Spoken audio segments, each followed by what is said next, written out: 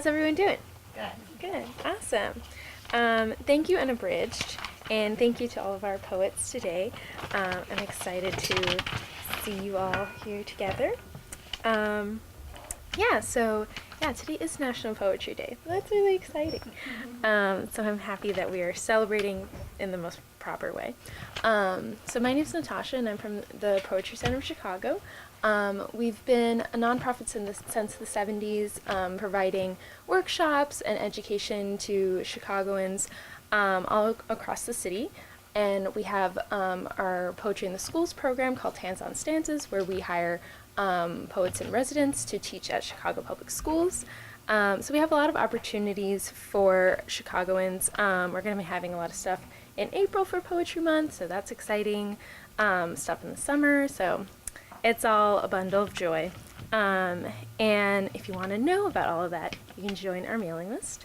Megan is here asking you all for your emails. So now on to our reading. So we are so happy to have our poets, Jenny, Erin, and Sarah Rose. And I think we are going to start with Jenny, correct? Okay. So, oh, this is just for recording. Oh, okay. Yes, but thank you. Yes, we have CAN TV tonight, so we're going live, people. So, Jenny Molberg won the 1914 Berkshire Prize for her debut collection, Marvels of the Invisible. Her poems have appeared or are forthcoming in Plowshares, the Missouri Review, Poetry International, National North American Review, Copper Nickel, the New Guard, the Adroit Journal, or do people say adroit? I think people say adroit, I guess. I think it's the French word. Mississippi Review, and other journals. She is the recipient of the 2013 Third Coast Poetry Prize, was featured in Best New Poets 2014, and has been twice nominated for a Pushcart Prize. In 2017, she was the Mark Strand Scholar and the Sewanee Writers Conference. Molberg holds an MFA from American University and a PhD from the University of North Texas. She currently teaches at the University of Central Missouri and is co-editor of Pleiades. Great, and she's in Chicago for the first time, right? So welcome. All right, please give a warm welcome to Jenny Molberg. Thank you, Natasha. Thanks to the 6 Points reading series, and thanks to Unabridged, and also thank you, Erin and Sarah Rose, for sharing this evening with me. Okay, I'm glad there are no kids here, because it was going to be like, should I be child friendly? And I'm like, there are naked ladies on my dress, and I might say shit. I don't know. Okay. I'm going to start with a poem. It's called The Dream, the Sleeping Gypsy, and it's named after two paintings by Henri Rousseau. The Dream, the Sleeping Gypsy. In what would be his last work, Henri Rousseau painted a moon in place of the sun, passive as a dying woman. With his brush, he lit the girl's breasts, two bright pomelos, the orbed, voyeuristic eyes of the lioness. My mother's skin is artless, her hands deft. She turns each page, whispering the names. Seeing in Rousseau not shadowless brushwork, not a child's misconception of the world as flat, but layers over layers, his hand patient as the acacia that wrings its own grain while the years passed. Its wide taproot drawing up from the earth a strange, unutterable music. I want to say my mother loves the gourd-like lute as the thing that most reflects the moon, for it moves the eye from depth to surface as if they were the same. The few incisions of light in the desert sky strike the woman's long, sleeping hair, the lion beside her. The moon's face, a cold, white god. This is the metastasizing beauty of my mother. My mother, the gypsy. I, the pin-pricked sky. The lion, her cancer. I'm going to read the title poem to Marvels of the Invisible, so it needs a little backstory. My dad is a pathologist, so he actually was the one to diagnose my mother's breast cancer. And so I was at home helping out, and I found this old toy microscope that belonged to my dad as a kid. And in the instruction manual, it says, "With your new Microset Model 1, you will discover marvels of the invisible." Marvels of the invisible. The night I find my father's toy microscope in the hospital cold of the empty house, I dream of him, a boy in 1964. He crosses the yard, kneels beneath the sprawling live oak, and fills his specimen jar with fire ants. His father, in the garage, sings softly in German, mounting the head of a deer shot that winter. Its antlers blossom like capillaries. My father is 6 years old. The light spills in as he bends over the microscope and folds a single ant onto a plastic slide. The body, almost sickening in its translucence, curls into itself. The bright red thorax, close up, is butterscotch. Pressed beneath the plastic, the antennae shiver and are still. Half a century later, my mother's breasts are removed. In the waiting room, my father takes a pen from his white coat pocket and clicks open and clicks closed. When someone in the family asks a question, he takes a walk. I go with him and we wind through orange-tiled hallways. He shows me the room full of microscopes. I imagine his eye, how it descends like a dark blue planet, and his breath as it clouds the lens. He shows me the refrigerator where they keep the malignant tissue. He shows me the microtomes, the biopsy needles, the organ baths. In the recovery room, we listen as my mother's new systems of blood vessels shush through a speaker in the room. My father comes in quietly, places a white orchid beside her bed. The large white blossoms are hands cupping the empty air. Suspended there is everything that came before this. The day my parents met, the wedding, each of the 3 children so different from the others. His hands that know, like breathing, every inch of her.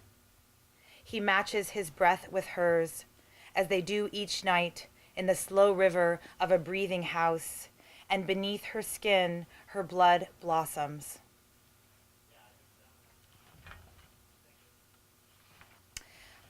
So Sarah Rose and I were talking a little bit about this, just our interest in the intersection between poetry and science. And when I was writing this book, I was reading a lot of these old scientific letters from the 18th and 19th century, and it's really interesting to look at the language of these scientists who are writing each other in awe of things that we already know. And so it's kind of like old hat knowledge, but their marvel, their awe in those things is really fascinating.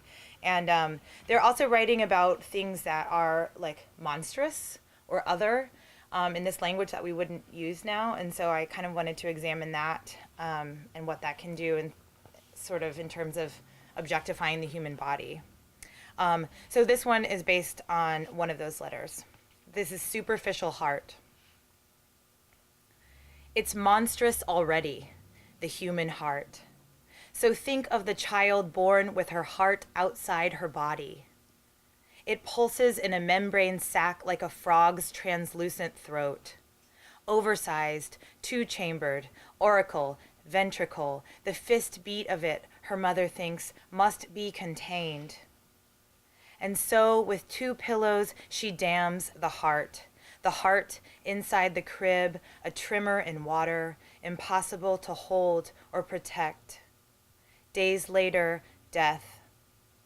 If only she'd lived. With sentinel hands placed over the heart, her mother would wade with her into the pond, or let her whisk the eggs for breakfast, push back from the stove. Later, when she was older, long walks on the moor, a book before bed. And at night, as the child rocked between 2 pillows, kindling caught and tied, her heart would burst again and again. So my college roommate's here. Hi, Paige. And we're both from Dallas, Texas. And I don't know if you guys have ever heard of Big Tex. He's this giant cowboy that sort of presides over the state fair of Texas. And a few years ago, he caught fire, and it was like this actual tragedy that happened in Texas. So this one's for Paige. This is called Fourth State of Matter. The day Big Tex burned, it began in the throat, an utterance that caught fire. That day, the other fathers gorged lazily on turkey legs, graying beards littered with pink meat. I knew to find Big Tex, whose 75-gallon hat mooned over the crowd, giant steel arm lurching up and down like an oil derrick. I tracked his cowboy drawl to the fairground center, scanned the dune of faces for my father's thick glasses and cumulus blonde hair. Now, the photograph of that day, my father and I, his blue t-shirt, my mustard-drenched corn dog, is an envoy for the memory.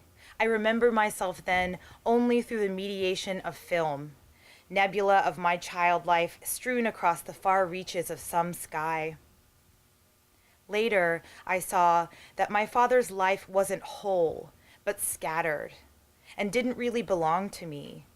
As he unraveled in grief for his own parents, I didn't relate, but suddenly I could imagine the absolute zero of loss. I wanted, too, to be done with being one person, the pixels of a single moment converging, bursting into flame. I'm just going to read a couple more. I'm going to read some new ones, if you guys don't mind, from my forthcoming book. I've been writing these epistles, so letter poems from hospitals that I sort of made up that I think should exist. For things that we don't have hospitals for, like laundry or harassment. So this first one is Epistle from the Hospital for Text Messaging, and I need to tell you one thing before I read it. You know that experience when you're waiting for someone to text you back and you see the ellipses, and it's like this frustrating thing, right? So that's in the poem, so for that I'll just kind of do this and make a weird noise, and it will probably be awkward. Okay, this is Epistle from the Hospital for Text Messaging. I have made of myself a rabbit. I can no longer speak. Language is only the click, click, click of my heart ticking faster now. I stepped out of my dress. I auto-filled myself. I slipped the gray skins over my head. I know you love to watch the animal of me, my fast-pounding brain, how I enter the garden to pluck berries with my teeth, then the of my leaving. I know you love to watch the end of me. I vanish beyond the field whose borders I built with your 1,000 barbed unsaids. I vanish into the sky. I vanish into the moon, this lemon slice of dead volcano. Here I wait, my fingerless ears poised as satellites, projecting my rabbit-shaped silence on space's blank walls. Something I don't understand about myself makes people want to hurt me. Okay, this is the last poem I'll read. Epistle from the Hospital for Cheaters. I don't think that needs an explanation. What to do with all this flame but douse it with paper cups of red and yellow pills? What to do with the sun that licks its rose blaze across the tiled corners of this ward, with all these hours, with the burden of relief we're allowed to feel? We still breathe. We still walk the halls in our spoiled bodies. Once we made a promise in that world of papers and rings and aisles that meant cold prison cell, that meant debt and paranoia and many small failings that took root as we stood in front of judges and priests, our teeth crawling with till death. Gold light razors the plastic blinds. Don't we look so flawed, so lovely? Alone forever doesn't mean shit anymore. Tell me I didn't blow up my life for this means you get dark chocolate and a long hug. The food here is delicious and we're all going to be fine. Here, no one cuts your face out of all the pictures. There are no pictures. We won't remember this place. Here, we redefine slut as person who survived. When we really hurt, they give us neon casts for all the broken promises. We sign them like yearbooks. The IVs drip wine. In the evenings, we play hearts and watch the sun set on the green and think, doesn't that look like an egg descending a blue tube of sky? One of us holds that sun on her tongue a while. She wants a child, but not her husband's child. Never her husband's child. Thank you.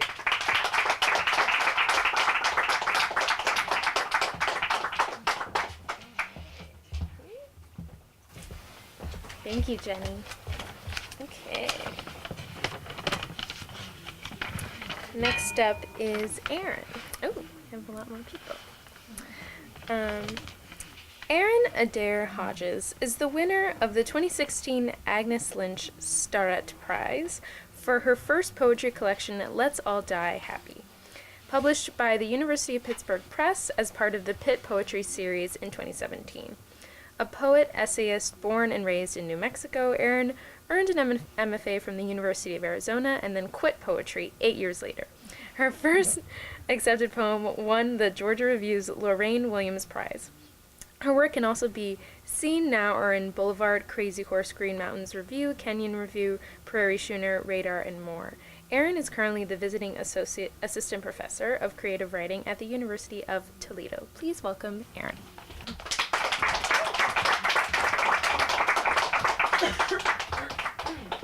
Hi, thank you. Thank you, Natasha. Thank you, Underbridge. Thank you, Chicago, Chicagoland, my sister. Hi. I wasn't sure where to start. I'm going to start with a poem for which the title of the book was taken, because I tried a bunch of other titles, and they didn't work. Everybody in the car, we are leaving without you. Let's all die happy. Let's all take our lactose intolerance pills and move to Milwaukee, homeschool our kids with curds. Let's be white and rich and give away all our homes in which we have replaced the furniture with replicas of 3/4 size. Let's unlearn mayonnaise. Let's apply for the job, fly to the place of the job, interview for the job, get the job, and then tell them to go fuck themselves. We don't need a job. Let's reanimate Robert Frost. Thanks. Let's switch New Mexico and Arizona and see if anyone notices. Let's pine panel our Volvos. Let's vacuum the stars, charting their whir around the dust canister of eternity. Let's be a sweet shop in Vienna. Let's be Vienna. Let's learn the whole room's names and mix them up on purpose. Let's be purpose. Let's be accident. Not all just those that maim. Let's speak the language of clocks and grass and graves. Let's set Whitman and Dickinson up on a date and watch as the awkwardness flames. Let's be hungry and not eat. Be revolutions without names. Let's all be the lake that the bodies go into, opening its jaws without love, without blame. Actually, I forgot. One thing I sometimes do at poetry readings, after we had a couple really silent ones, is I'll say, if you feel like you have to laugh, it's okay. It's a poetry reading, but you can laugh. But you guys are cool, so that's, I appreciate that. Yeah, yeah. But also no pressure. It's not your thing. I get that. And I was like, no, I'll read a sad one.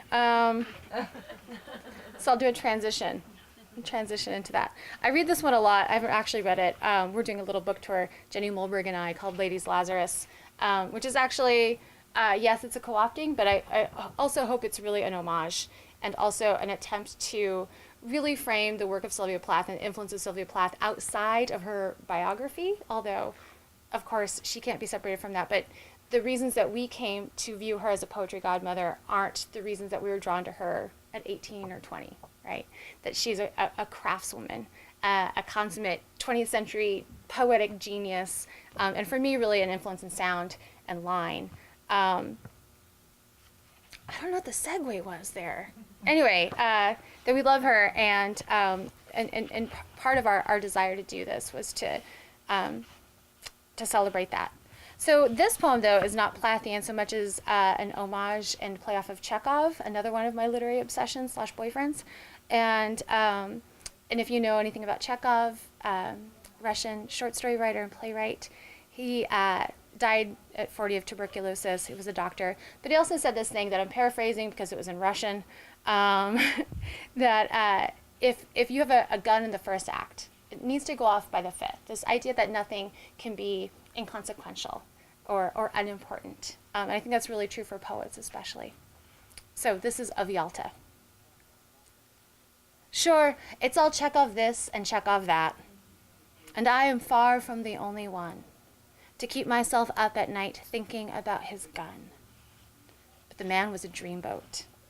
Gray eyes and smirking beard and lips, those lips. The kind of man who, were he now alive at the age he died, would walk into the party, see me, slide his eyes over the temperate step of my body, then talk to my pretty friend. Better for us both then that he's dead. I've been rejected in 2 centuries, lonely in millennia, pride of my generation. This old story. Women who, like men, love them until the men are holes and the women turn back to bone. Every time a man left me, I burned something I loved until I was left with only the gear knob of a Dodge Omni and wine stains round my mouth. Maybe that is not all true, or quite true, or true in the way that you want. All I know is that we do not have to have a thing to lose it. I mourn the children I am too sad to have. The disappointment of the lover I am too tired to take. All day I feel them. Their ghost limbs need and heat, echo of their bodies against my teeth, their absences expanding inside me, like the flower behind a bullet, the blood inside a lung. I have a few form poems in this book. And the funny thing about me and forms is that I'm like, I'll try a form. And I do one okay, and I'm like, fuck that form, and then I never go back to it again. Sorry. But I've tried an abecedarian a few times, and it's just that the first line, each line begins with A, B, C, D, etc. This is afterbirth abecedarian. After I shoved him into the scrubbed world, before the split his leaving rent was laced, cicatrix blooming a beaded frown, they lay the body dead center on mine, writhing its red evidence on my breasts, unleashing its fury of molecules. The face gripping on to its first feeling, a protest, a horrible misunderstanding. I held him spent and knew then there are no truths, just lungs that labor to form a breath, each one knocking into the next, until long trains of them move a body along which seems to need explaining. Oh, sweetness, I've looked for you so long. Body of my body, my play at mattering. I swelled at his sight, his querulous pout, the slick reason.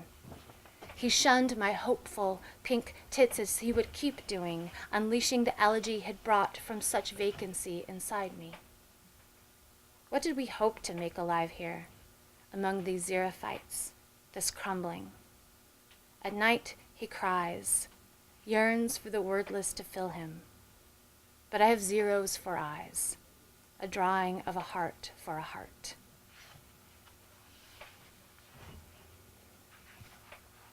It's okay, things are better now. I'm going to read, I think maybe one more from the book and then a couple new ones. So I don't know a ton about astrology. I do know that we've just moved out of Pisces, which I am, into Aries. I knew that. I was like, so this is my this poem about my birthday, Pisces. Kurt Cobain, Patty Hearst, and I walk into our birthday bar where it's playing our favorite song, where it smells like lime and piss got into a fight from which no winner has emerged. We're bourbon because we were born in a winter that's never left our bones. Ice in our laughs, but not in our glasses, which we take neat and mean. Kurt asks me what it's like to have gotten so old, though he was here first. I tell him it's like a bouquet of Mondays. The alarm going off, though we just fell asleep. I don't want him to think he's missing anything. Patty's smile is a turnstile, and there's a tiger stuck in the teeth. She yells out the punchlines but won't tell the jokes, and I leave to make love to the jukebox. It's got some secrets I need. So Kurt turns into an ellipsis, dots rolling all over the floor. By the door, a crowd of people peer from the street because they think our sadness means we know something true. Maybe we do. The moosehead calls from the wall, orders flutes of booze on fire, and inside us there is finally a glowing which cannot stick, and we puke up an apocalypse. All the music ever made stumbling from our dead and dying mouths.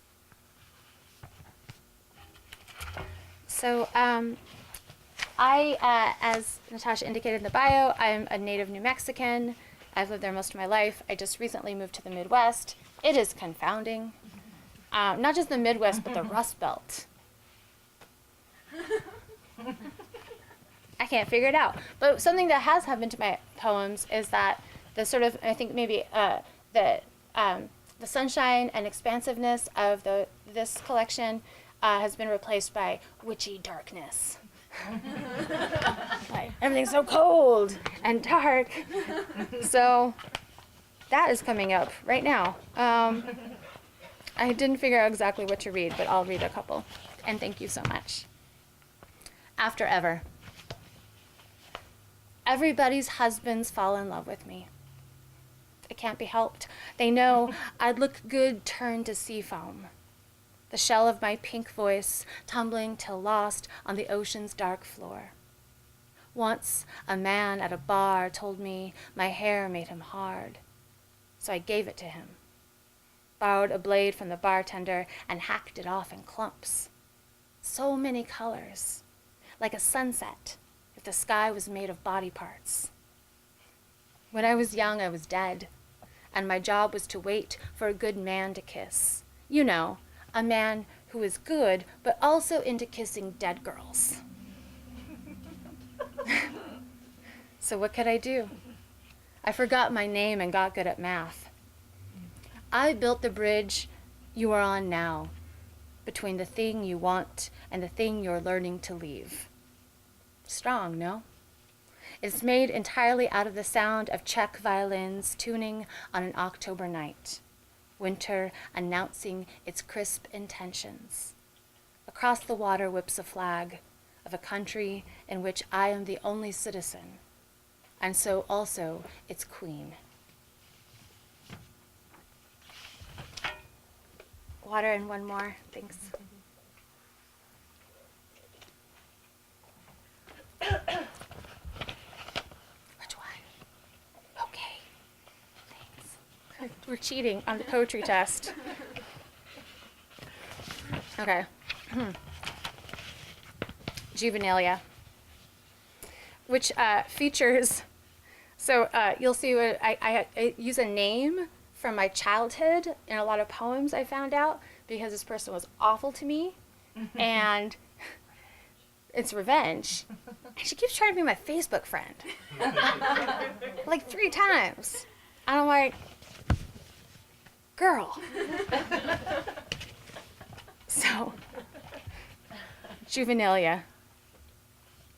I'm a child in the lunchroom, which is the sometimes gym, singing my known truths. I love milk. To which Tanya says, if you love it so much, why don't you marry it? And that's a fair point, Tanya.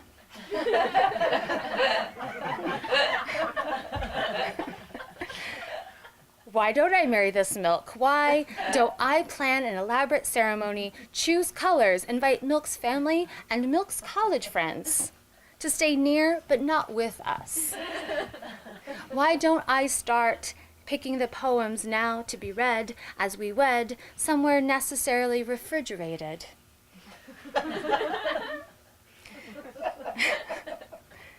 Just like a child, to think it's so easy. That love is a one-way act or a matter of decision. We can't love what we love into loving us.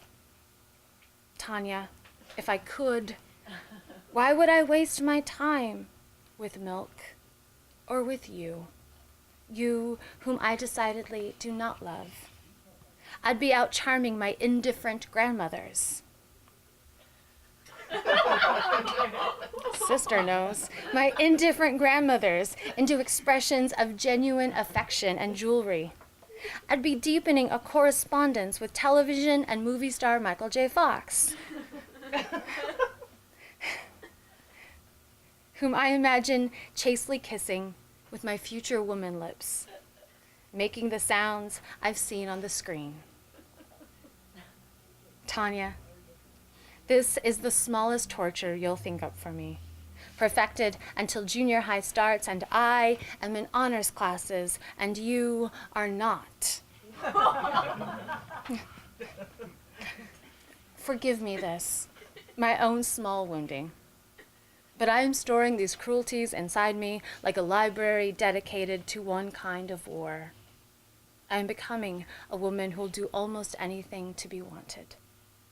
Why don't I marry the milk, Tanya?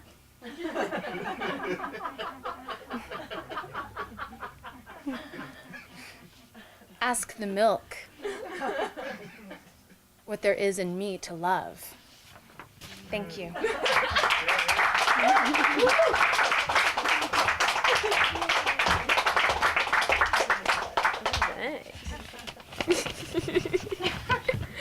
I'm just thinking about like when the milk would sit and then the carton would get all gross and like I just have a lot of milk memories flowing through. Okay. And last but not least, we have Sarah Rose Nordgren is a poet, teacher, and intergenre text artist. Her 2 books of poetry are Best Bones, winner of the Agnes Lynch Starrett Poetry Prize, and Darwin's Mother, both published in the Pitt Poetry series through University of Pittsburgh Press. Among her awards are fellowships from the Fine Arts Work Center in Provincetown, the Vermont Studio Center, the Virginia Center for the Creative Arts, and the Bread Loaf and Sewanee Writers Conferences, as well as an Individual Excellence Award from the Ohio Arts Council. Her poems and essays appear widely in periodicals such as Agni Plowshares, The Kenyon Review Online, Best New Poets, Coppernickel, and American Poetry Review. Nordgren holds an MFA from the University of North Carolina, Greensboro, and is currently a doctoral candidate in poetry at the University of Cincinnati. Please welcome Sarah Rose. Thank you. Hi, Michelle. My high school friend showed up. Hi, everyone. Thank you so much for coming. Thank you to Natasha, to the Poetry Center of Chicago, to the bookstore, to all of you all for being here, to my lovely co-readers. I am going to start with a poem from my first book, Best Bones, and then I'm going to read some poems from Darwin's Mother.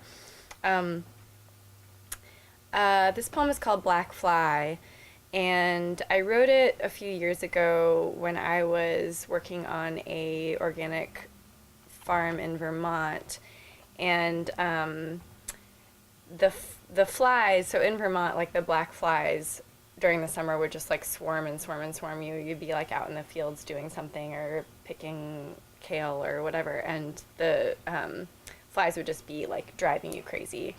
And so I thought, like, I had this moment where I was like, it's like the fly is like in love with me, or like sexually obsessed with me, because it just like won't go away. So I wrote this poem from the perspective of a fly who is sexually obsessed with a farmer. Black fly. I followed you, farmer, through the rows all afternoon, regarding your planetary path from brassicas to rhubarb and so on, till I dizzied you with my whirling. I clacked my teeth for your noticing and wore a little apron for the blood, wanting to be your wifey in the summertime. I spend my money hovering your straw-covered head, my son, lonely love, a hole filled daily with coppery wine. I would make a bedroom of your eye, a parlor in the deep fold behind your right ear, a kitchen on your tongue, and a wide yard where the sweat rolls down your spine. Your bigness turns me on. When the meat of your hand grazes my behind, I long to scream my sweet alarm, to drive you into another frenzy of planting.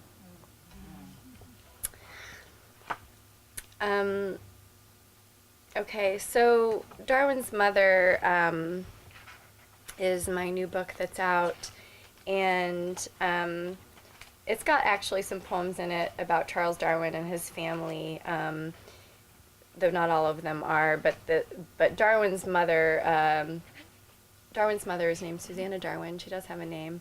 Very little is known about her, and she sort of became I became fascinated with her because it's like, who was the mom of this person who changed the world, right? She made this person, right? But she's sort of invisible. She died when he was 8 years old. Very little is known about her. And so to me, she became sort of representative of the lost history of women, for sure. And then also this sort of two kinds, like this is a very, well, I don't mean this to be gender essentialist, but I think that there are these sort of, these energies of this sort of, the creation, right, like a biological creation that's taking place, and then on the other side we have this sort of rational, structured way of creating or making something new or changing the world, right? And so I was thinking in part while writing the book about where these two things come together, and sort of my attempt to make a marriage between science and magic, kind of. So this next poem I'm going to read is called Mitochondrial Eve, and for those of you who don't know, mitochondrial Eve is the matrilineal most recent common ancestor, so the actual woman who is all of our great everybody on the earth mother. Mitochondrial Eve. Please go down and thank her under the arched branches where she sits on her heels, arranging a circle of leaves for a good bed. And on the inside of her skin, thank the mosaic. Take what little she has and give it back, one piece and another, marked with plastic tags. How high can she count from your sieves submerged in water, sorting her shards that lay a mosaic over the earth? You know the entry when you see it. In fact, you'd recognize her anywhere. Reclining in pain on her bed, under a mile of boulders, always with the door open. So I'm going to read Darwin's Mother. I have 3 poems in this book that are called Darwin's Mother, and I'm going to read them as a little sequence, even though they don't appear as a sequence in the book. The first one, I'll tell you, is in third person. the second one is written from the perspective of Darwin's mother, and the third one is written from the perspective of Charles Darwin. So that should help you transition. Darwin's mother. He lolled on her belly like a piglet on a sow, his skin caked in white paste. A draft lifted her ruffled collar, and Darwin's mother's memory of pain was just now seeping out of her. He was taken away and then, in a moment, placed back in her lap, prim and dry, newly civilized in lace and linen. She recoiled in sullied silk and ribbon when she first saw his face. In a way, he was already a man, therefore discomfited by the smell of her good, clean blood. Darwin's mother. In God who formed one body after another in my middle, like the red speck growing in a yolk, to fill the egg with feathers and folded bones, lies perfection. And in the fragile egg, its shell weak and broken open, like chips of sky, fine pottery, breathes a red and fluttering clot, prone to illness and sin. Like God, I give birth to men, so they might build a church and a government over me, making it easy for me to become transparent. A strip of gauze hung over a side chair or pinned up in the chapel or garden, so the silhouettes of columbines will show through my skin. Darwin's mother. The door at the top of the stair, a black velvet gown, her curiously constructed work table, deathbed. These are all I remember of my 8th year, since after my sister's grief placed coins on our lips, her name disappeared. Okay, one more Darwin-related poem. This poem is called Cicada, and it is written from the perspective of a cicada. And I don't know why I write so many poems from the perspective of insects. Obviously I relate in some way. And the only other thing you need to know is that Darwin's daughter, Annie Darwin, makes an appearance. She was his oldest daughter. He had 10 children, but only a couple of them survived to adulthood. Annie was his oldest daughter, and she died at the age of 10 from tuberculosis, probably. And it was a great blow. She was his favorite of the children. Cicada. For 4 years, my daughter has been sleeping among the other daughters. She nurses in her sleep like the others too, sucking tree roots and turning her black head down in the dirt. My daughter waits to be chosen, death-like, indistinguishable from the brood, in her lacy bunting with eyes shut tight. I waited like her back when all of me fit in a walnut, and Darwin's daughter lay on the grass dreaming a daughter's dream with her ankles crossed. Under her body, underground, we hundreds of daughters envied her weight. We felt her above us like a mother, though she was only another daughter. And then the next month she stopped breathing and went all dry and veiny like a wing. I'm gonna read maybe 3 more poems. This poem is called Material, and it has an epigraph from an Italian philosopher named Giulio Giarello, which I will not read in Italian because I don't know Italian. But in English, it means, wait for it, this is really good. Yes, we have a soul, but it's made of lots of tiny robots. Right? I feel like I shouldn't have even written a poem for that and just give that to you all, but I did. Okay, so Material. My soul rose up in me, a colony I follow. My soul has 1,000,000,000,000 brittle wings, 1,000,000,000 black bodies. My soul formation is stratus. My soul's parts know little and don't care whether I live or die. Its components make a mind outside of me, hovering over the driveway. My soul is not waiting. It cannot wait. What is the sound of my soul?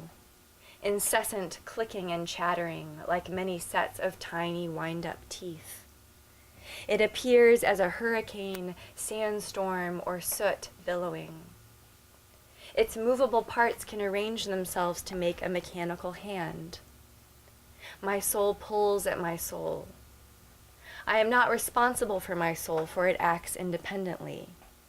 I am in awe of its cities and public works, its vast demolition projects.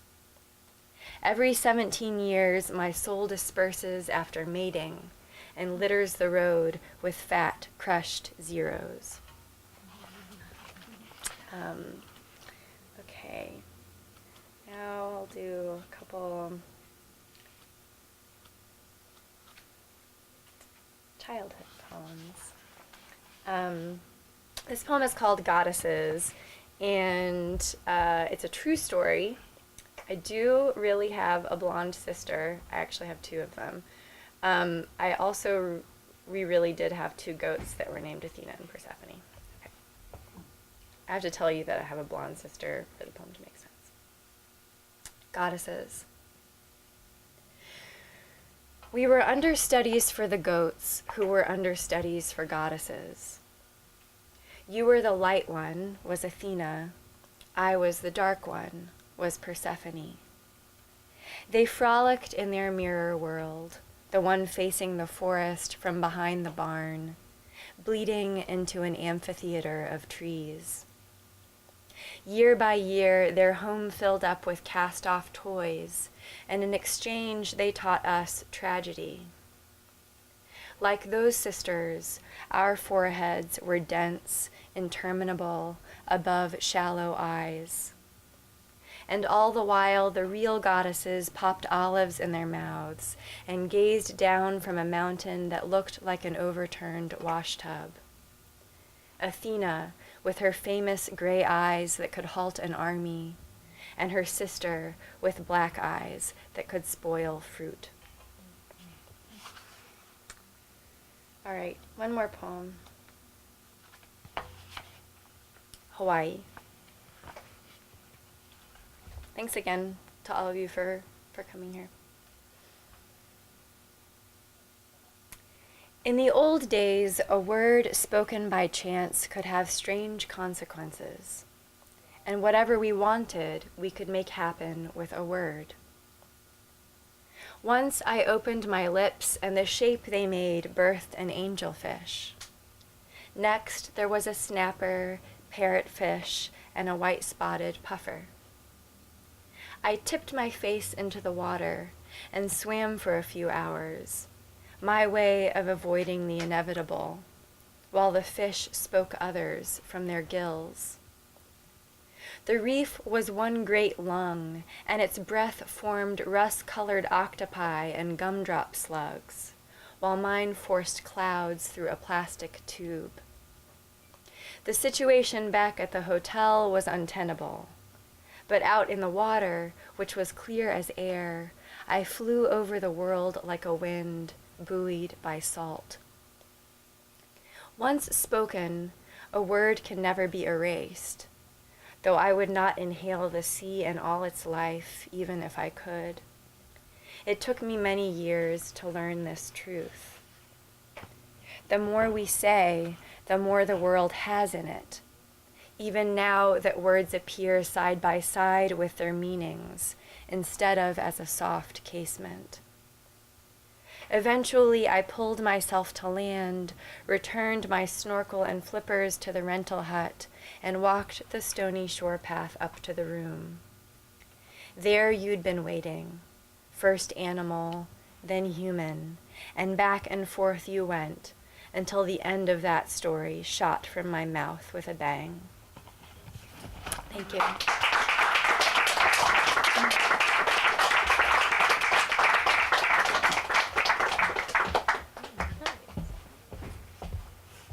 That was excellent. All right. Thank you, Jenny. Thank you, Erin. And thank you, Sarah Rose. And thank you all for coming. Thank you to Unabridged Books for having us in their lovely space. These are all the beautiful books that our readers read from, so please support these poets. And coming up for the Poetry Center, April is National Poetry Month, so we have a lot going on. April 19th, we have a poetry and film event at Film Front in Pilsen. So that will be 3 artists that use film and poetry together. So they'll kind of be like performing, and there will be a conversation afterwards. And then we have our poetry and dance series, Body Passages, is going to be doing a performance April 28th at Uncommon Ground Edgewater, which is on Devon.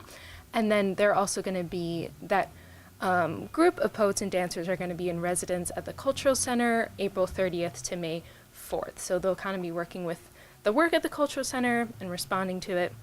So it's all going to be really fun. Thank you all again for coming, and have a good night.